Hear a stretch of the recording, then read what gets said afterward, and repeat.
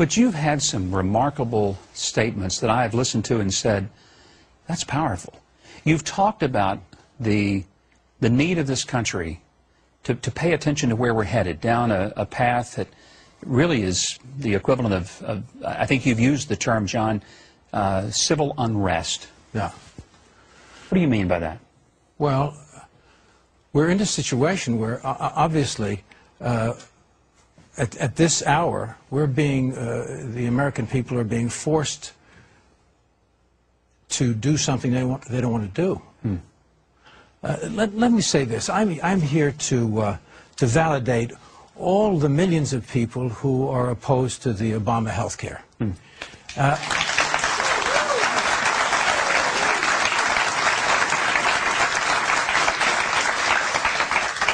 We're witnessing a slow and steady takeover of our true freedoms. We're becoming a socialist nation, and Obama is causing civil unrest in this country.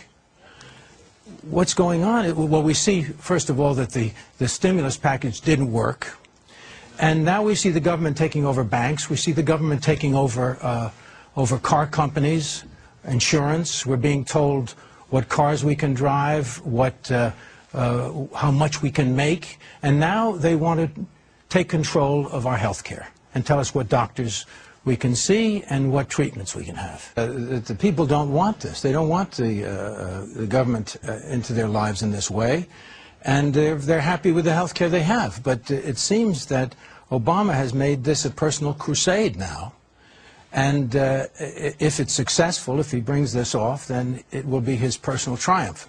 He says, he keeps repeating, this is not about me, this is not about me. He says that, but as we can see, it really is about him, and he's arrogant, and he's adamant that he's going to get this passed no matter what the outcry. And he's trying everything. Even the so-called God card. If you love God, he tells us, if you love God, then it's your duty to vote this health care bill in. He did a conference call, John, with 1,000 ministers last week, and if President Bush had done that or others had done that, they would have been castigated for invoking the God card. But he did that, and the liberal press sort of said, oh, that's okay if he does that. Well, I say that they're taking away God's first gift to man, our free will. And it's...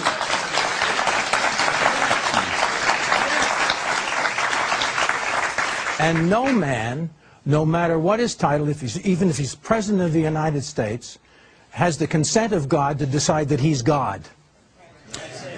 You said something to me earlier that I thought was very powerful. You quoted Thomas Sowell, who I think is one of the most brilliant minds in America today. Yes, he is. And something that he said, do you have, because I want to, you have it. Because I think it was Suddenly, very powerful. It appears, and you know, people, you know, some people said to me, you know, you're getting on the old side. There's a lot of that stuff, getting on the old side, you know.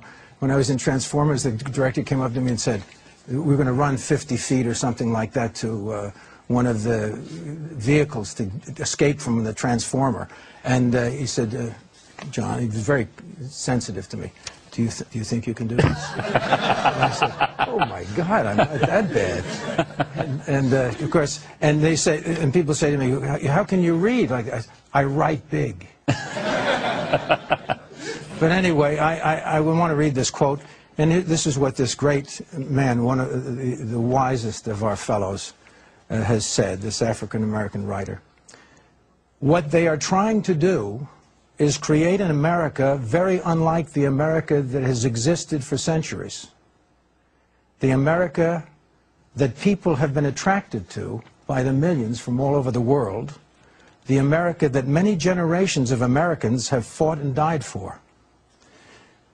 The thing associated with America, freedom, is precisely what must be destroyed if this is to be turned into a fundamentally different country to suit Obama's vision of the country and of himself.